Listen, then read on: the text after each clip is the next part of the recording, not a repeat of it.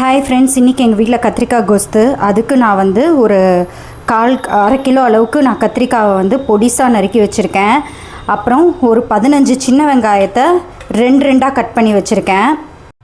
அப்புறம் ஒரு சின்ன பேனில், அதாவது கடுகு தாளிக்கிற ஏனத்தில் 1 ஸ்பூன் கடலப்பருப்பு, 1 ஸ்பூன் உளுந்து, 2 காஞ்ச மிளகா, 1 ஸ்பூன் மிளகு, 1 ஸ்பூன் ஜீரகம், அப்புறம் ஒரு 2 கருவேப்பிலை இதெல்லாம் வச்சு ட்ரை ரோஸ்ட் பண்ணியிருக்கேன்.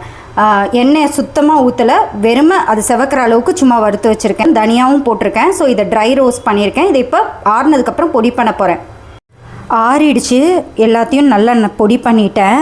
இப்போ அடுப்பில் பேன் போட்டிருக்கேன். ஒரு 2 ஸ்பூன் வந்து குக்கிங் ஆயில் ஊற்றிருக்கேன். ஆக்சுவலி இதுக்கு நல்லெண்ணெய் ஊற்றினீங்கன்னா ரொம்ப டேஸ்ட்டாக இருக்கும். பட் என் வீட்டில் வந்து நல்லெண்ணெய் வந்து பிடிக்காதுங்கிறதுனால நான் வந்து குக்கிங் ஆயில் ஊற்றிருக்கேன். சூடானதுக்கப்புறம், வானல் சூடானதுக்கப்புறம் கருவேப்பிலை, கடுகு, பெருங்காயத்தூள் போட்டிருக்கேன். கடுகு வெடிச்சிருச்சு. ஸோ சின்ன வெங்காயத்தை சேர்த்துக்கிறேன். ஒரு வதக்கிட்டு அடுத்தது வந்து இதில் கத்திரிக்காய் சேர்த்துக்க போகிறேன்.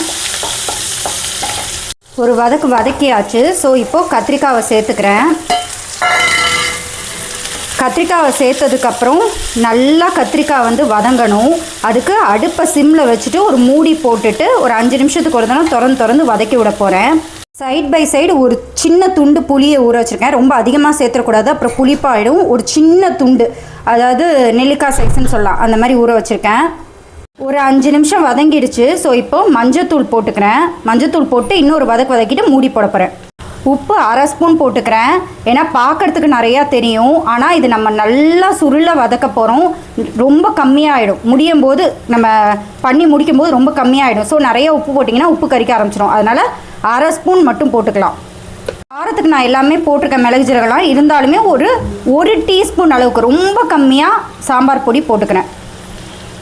5 நிமிஷத்துக்கு ஒரு தடவை வதக்கிட்டு அடுப்பு சிம்மில் தான் இருக்குது. 5 நிமிஷத்துக்கு ஒரு தடவை வதக்கிட்டு நான் மூடி போடுறேன்.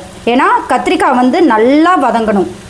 கோஸ்து பண்ணும்போது ஒரு சிலர் என்ன பண்ணுவாங்க, இது ஒரு வதக்கிட்டு கொஞ்சமாக தண்ணி ஊற்றுவாங்க.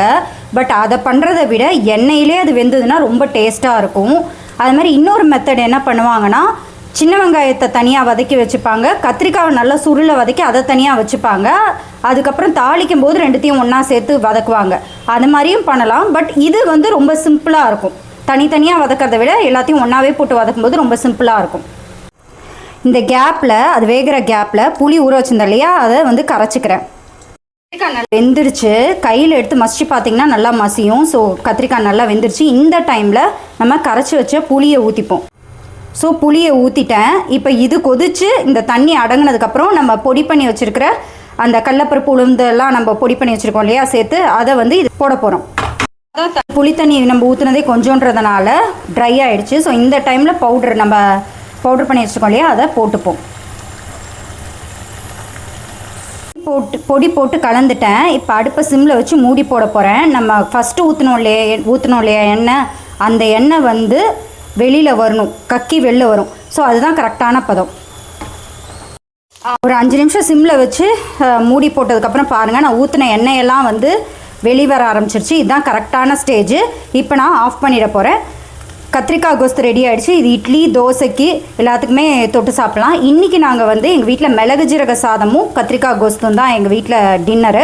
ஸோ அதுக்கு தான் இது. ஓகே ஃப்ரெண்ட்ஸ், இன்னொரு அழகான வீடியோடு உங்களை நான் மீட் பண்ணுறேன். அது வரைக்கும் பாய்.